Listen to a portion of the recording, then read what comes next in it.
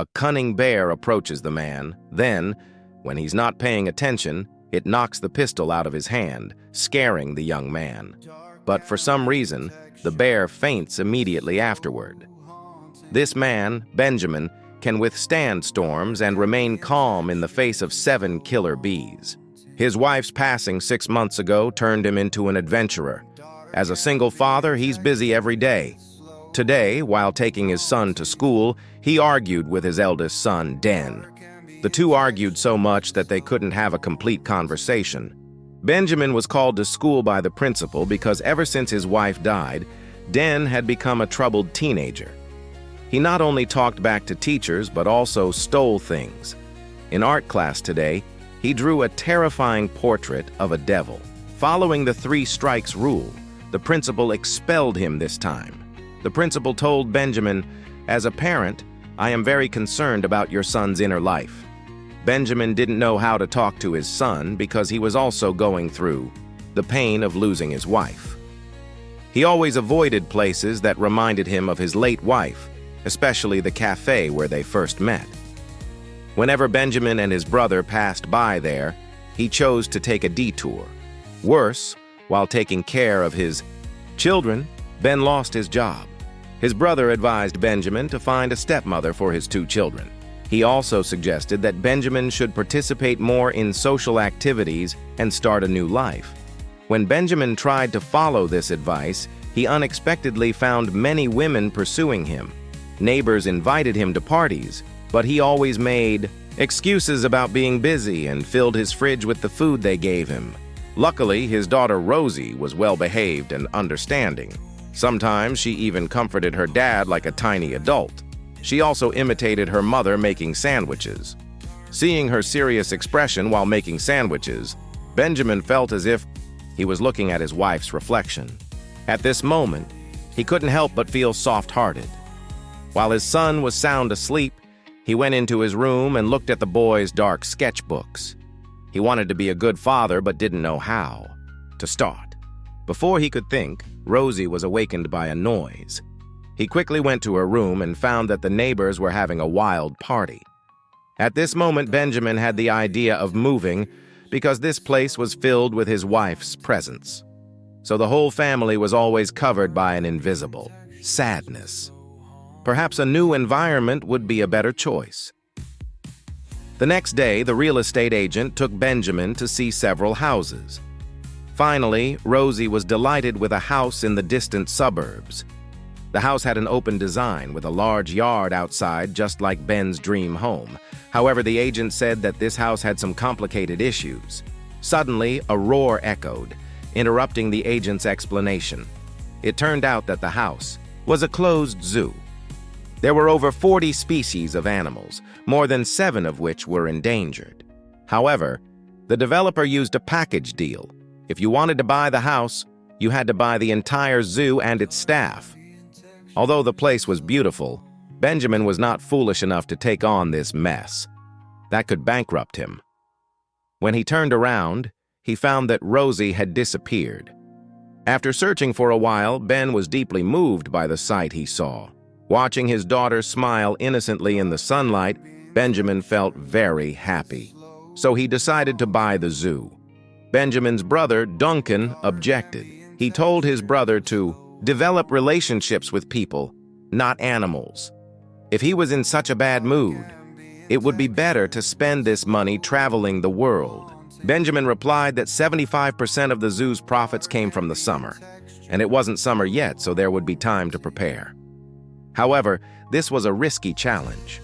When Dan heard his father say that the family would move to the suburbs, he was furious and disagreed because his life and friendships were all here. He had no desire to save dying animals. However, Benjamin was sure that if his son came here and enjoyed life in this place, he would definitely agree. While moving, Benjamin accidentally found an old shirt his wife used to wear. He couldn't bear to leave it behind. On the way to the zoo, passing by the cafe, he imagined his wife looking at him with encouraging eyes. There were 5 employees working at the zoo. The team leader was the charming Kelly, who had over 10 years of experience in the industry. Her younger sister Lily was only 13 and working as a temporary employee there. Perhaps because they were the same age, Lily's eyes were fixed on Den. The other 3 employees were also zoo staff, so only Benjamin was an outsider who knew nothing about the industry. Kelly introduced the zoo's situation to Benjamin. He needed to spend money to treat a chronically depressed bear. He also needed to treat a critically ill tiger and pay for repairs to damaged equipment. Before opening, he had to apply for a license, which would also cost more money. Halfway through, Kelly couldn't hold back any longer and asked Benjamin, "You don't understand anything about this industry at all. Why do you insist on taking over the zoo? The reason we're staying and working for no pay is only to save these animals. We need someone who can revive this place. Otherwise, both we and these animals will disappear." Benjamin: "So what's your question?" Kelly: "Why did you buy this place?" After hearing Kelly's question, Benjamin thought for a long time, but he had no answer. But seeing Kelly's confused expression, he finally said to her, "Why indeed?" Then he turned and left, not knowing how long this single father would last here. That night, Benjamin was overwhelmed by a pile of bills, and conversely, Den felt very sad looking at pictures of his mother. Afterward, Benjamin and everyone at the zoo began busy days of renovating and improving the zoo. To avoid bankruptcy, he had to try to get the zoo operational before July. In reality, Den was not happy about moving to the zoo. He always hid in a corner and depicted a dark world. That day, Lily found him. Despite Lily's enthusiasm, Den remained aloof. The closer Lily got, the more confused she became when she saw his drawing. Lily said, "I like your drawing. It's just a bit dark." It was clear that Den was paying attention to Lily. When Lily brought him a cake, she also brought sunshine into Den's painting. As for Benjamin, receiving bills and signing them gradually became a part of his life. Gradually, he felt overwhelmed by the bills. That night, because Kelly had to go to the city, Benjamin asked his son to help clean the zoo. He took Rosie to the tiger enclosure to give the tiger medicine, but found that the tiger was barely breathing. Seeing the tiger refuse the medicine, Rosie asked, "Dad, what should we do?" "Ben, don't worry, it will get better." Clearly, he didn't want to give up on saving the tiger, just as he didn't want to give up on his old self. Just then, his daughter said, "Dad, you know what? Den loves you. He's just angry because his friends won't come to play with him here. He thought everyone would come, but no one did." Hearing this, Benjamin sadly nodded. "I will definitely invite your friends here." Perhaps the passing of his wife still haunted the minds of the father and his 2 children. Rosie asked her dad. During their conversation, "Dad, before Mom passed away, was she in pain? Doesn't she miss us?" Benjamin was deeply saddened and didn't know how to answer his daughter. He asked if it was because she couldn't see her mother. Rosie replied, "No, I know how. I can hold Mom's soul tight." Hearing this, Denon, standing outside the door, shed tears. He also cared deeply for his father but didn't know how to talk to him.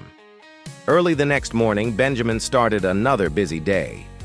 When he opened the door, he suddenly discovered that the yard was full of snakes. It turned out that yesterday Dion had wandered into the warehouse and accidentally opened a box of snakes. Fortunately, Kelly arrived in time to help, and everyone avoided disaster. Benjamin yelled at his son, asking why he was so careless. Unexpectedly, at this moment, Den exploded. He couldn't stand his father's condescending tone, so he smashed things and argued before storming off. Benjamin was stunned on the spot. Immediately after cleaning up the mess, something worse happened. Lily immediately reported to Kelly via walkie-talkie. It turned out to be an auditor checking the zoo. He was a very arrogant person. Whether the zoo could reopen depended on him. He also had a crush on Kelly. He wanted Kelly to go with him, but she insisted on staying at this zoo. Therefore, he hated zoo owners. After a very strict audit, He listed dozens of preliminary items that needed adjustment. Each item would cost tens of dollars. Seeing this, Benjamin was taken aback. He needed a walk to calm down. He smashed things. Everyone saw his flushed face and thought he would give up.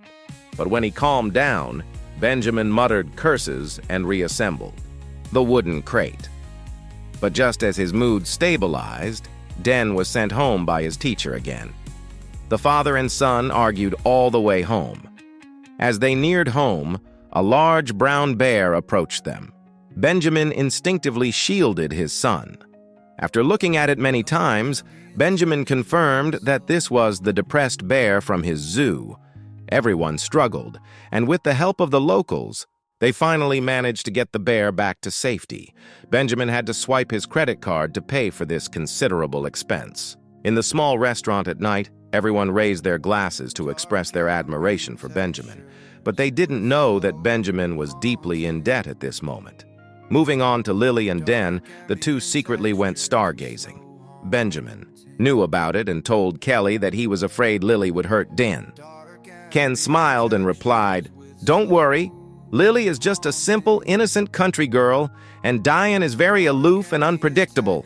After talking about their children, Kelly also vaguely confessed her feelings for Benjamin. But Benjamin still couldn't escape the darkness now. Not to mention, his mind was focused on reopening the zoo. While thinking of his wife, Benjamin suddenly found something in his shirt. Taking it out, he saw that it was a check his wife had left him worth $84,000. This was the savings fund his wife had left for Benjamin. His brother Duncan advised Benjamin, "You should change Dan and Josie's lives. Stop that zoo. If you fail, that's not what your wife wanted. She wanted you to be free, and this money is your chance to leave."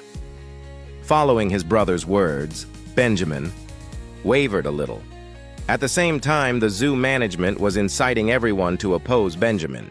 She said she had checked Benjamin's account, and he was deep in debt, completely clueless about what he was doing, and would eventually sell the place for cheap. Hearing this, Lily asked Den, "Are you leaving here soon?" "Don, seriously?" "Lily, it seems so, but if you want, we can still be friends. I mean, you can drive to see me?"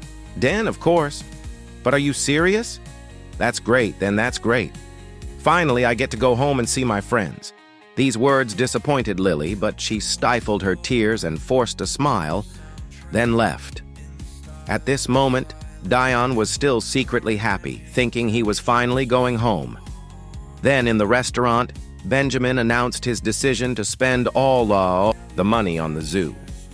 To everyone's astonishment, he declared, "This is all the money I've ever had. It's all thanks to my late wife. Although it's not a lot of money, it's enough for us to live day by day. If you stay, I will dedicate myself completely. But I need your full support. We will reopen this zoo." Everyone cheered. "I agree. I agree, too."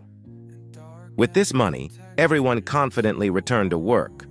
Of course, except for Benjamin's brother, everyone was working hard to bring the zoo back. Days passed. Everyone worked hard. But Dion was still immersed in his own world, waiting for Lily to appear at 4 p.m. every day. Benjamin's enthusiasm and determination made Kelly increasingly fond of him. Today, Benjamin took his daughter to the supermarket to buy supplies for the business. The little girl asked why her dad didn't tell her that story anymore. "I wish we could tell Mom this story." At the checkout, the cashier saw the zoo's credit card and was surprised, asking if his family had bought the zoo. "I love that zoo so much. It's wonderful. We used to go there often. This zoo is very meaningful and important to the local people." But when Benjamin returned, something unexpected happened. The old, weak tiger, as if sensing death, lay still on the fake mountain and was in great pain. Everyone thought it was time. But Benjamin didn't accept this truth. He was afraid of death, and when he looked into the tiger's eyes, he seemed to see the fear in his own soul. Kelly ran after him, advising Benjamin to let the tiger go, but he adamantly refused, and the two had a big argument. They argued intensely for a long time. Kelly angrily left. "You disappoint me so much."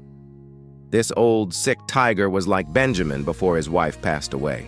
He confided in it, advising it to take medicine to live a little longer, as if he was reassuring himself. Cute. Rosie talked to the peacocks. "Hey, when are you having babies?" Kelly proactively sought out Benjamin. She wanted to talk to him and persuade him to give up on the old tiger.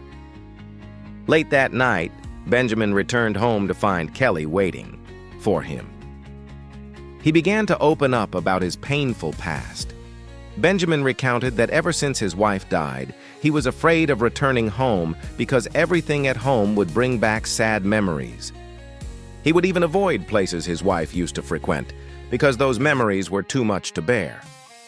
Ironically, no matter where he was, his wife always appeared there in his imagination. Even more heartbreaking were his children, who touched his heart the most. Dan's eyes were exactly like his wife's. Whenever he looked at Dion, he couldn't control his anger because in the boy's eyes, there was only disappointment and dejection, no vitality like his mother's eyes. Unexpectedly, Dion, in his room, heard these words. He thought his father hated him for no reason just because his eyes resembled his mother's. He even thought that buying this zoo was a complete waste of the money his mother left behind. Dion didn't like this place at all. It was just his father's temporary whim. "You misunderstood what I meant, Dan. You hate this place, don't you see it? I'm sorry, it's all my fault. I thought you liked this place. No, this is entirely your dream. You can't impose your wishes on me. Why do you make me live a boring life here? Because I am your father, the person who cares about you the most in this world, so I have the right to do that. Don't just sit there uselessly. Do something productive." After an outburst with his son, Benjamin began to realize his mistake, and his voice softened. "I'm sorry for the time your mother was sick. Believe me, I'm very sorry for not being able to give you a complete childhood." After saying that, Dion slammed the door and rushed into his room. His father stood outside, feeling incredibly guilty. After a night of thinking, both realized their mistakes. Standing by the tiger enclosure, Benjamin looked at the dying animal and murmured, "Is it time?" Just then, Dion walked in and sat next to his father in front of the tiger enclosure. Benjamin asked, "How are you and Lily doing?" "I don't know, but honestly, I really like her. But I always feel embarrassed when I talk to Lily." Benjamin chuckled. He said sincerely, "You know what? All you need to do is 20 seconds of insane courage. Just endure 20 seconds of discomfort, and I guarantee you'll get many good things afterward." This was the first time the father and son had such a gentle heart-to-heart. So they looked at each other and smiled. Seeing the tiger about to give up, Dion comforted, "Dad, you've done your best. The tiger will understand that."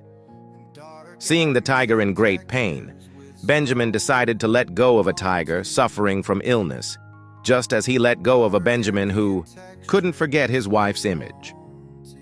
Benjamin took his son into the room and saw that his son's drawings were no longer dark but featured images of animals.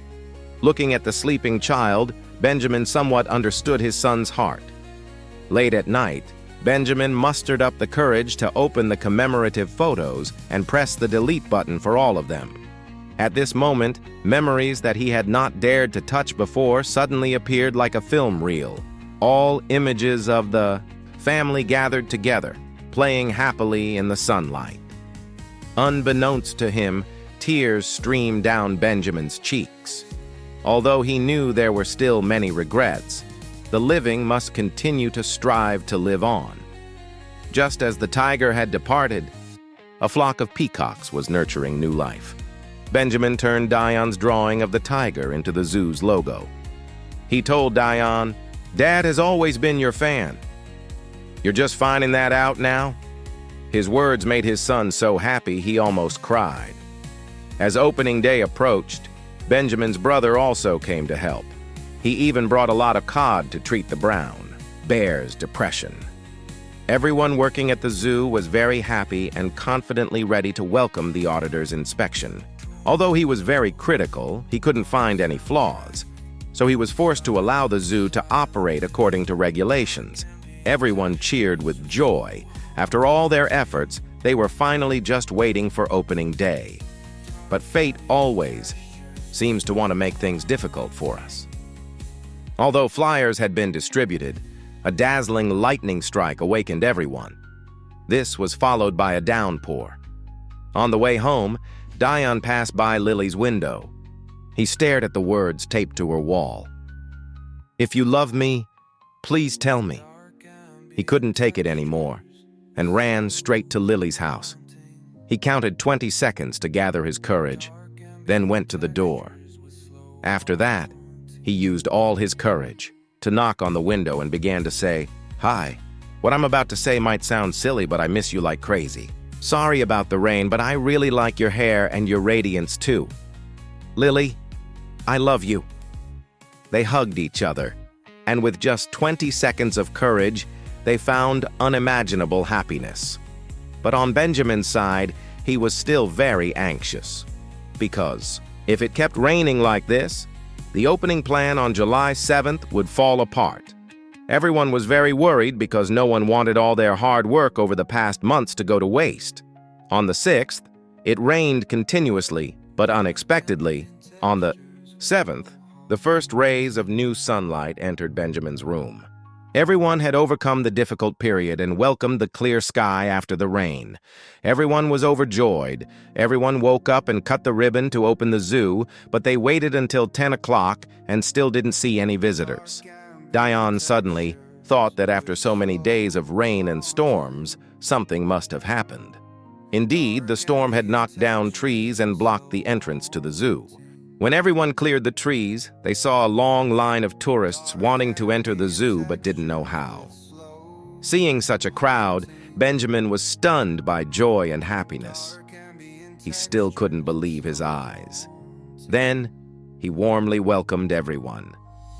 Everyone was excited to try to overcome the first obstacle of the adventure zoo. Everyone smiled brightly and cheered for the zoo's opening day. They all applauded and thanked Benjamin for his contributions to the zoo. The zoo was packed on the first day of opening, and monthly tickets were all sold out. Now the zoo was once again filled with the sound of children's laughter. In his joy, Ken couldn't resist placing a kiss on Benjamin's lips. Looking at the crowded zoo, Benjamin smiled and asked, "Brother, do you remember what you told me when I was a child? You just need to be brave for the first 20 seconds." Those words had impacted Benjamin's life, and now he wanted to convey that message to his children through action. He took his children to the cafe where he had met his wife and told them about his love story. He told them that their mother was sitting in that chair back then. Benjamin excitedly reenacted for his children the scene when he first met their mother and said that their mother was the most beautiful woman he had ever met, because he had never proactively approached and talked to a stranger. But their mother was right there, and he mustered all his courage and told himself, "Only 20 seconds. Be brave." At that time, he said, "Excuse me for bothering you." To this day, he still couldn't believe why such a wonderful woman like their mother would talk to him. This is a very interesting film about family love. Through this, we realize that the closer we are to someone, the more we hesitate to communicate with them. We save all our patience for strangers, but bring our worst to our loved ones at home. We always assume the other person should understand us. So why don't we express ourselves clearly to them? Perhaps after 20 seconds of courage, you won't get the desired result. But what's wrong with that? Life is inherently an irreversible journey of adventure. Even with courage, you may not achieve your goals, but you will never regret it. Maybe you will fail afterward, but it doesn't matter because you dared to overcome yourself. The film ends here. Thank you for watching. If you like it, please give us a like and follow the channel to look forward to more interesting films. Hello and see you again. Hi everyone, what do you think of the video? Let me know in the comments below. And if you liked it, please give us a like and subscribe to support our channel in future videos. Everyone,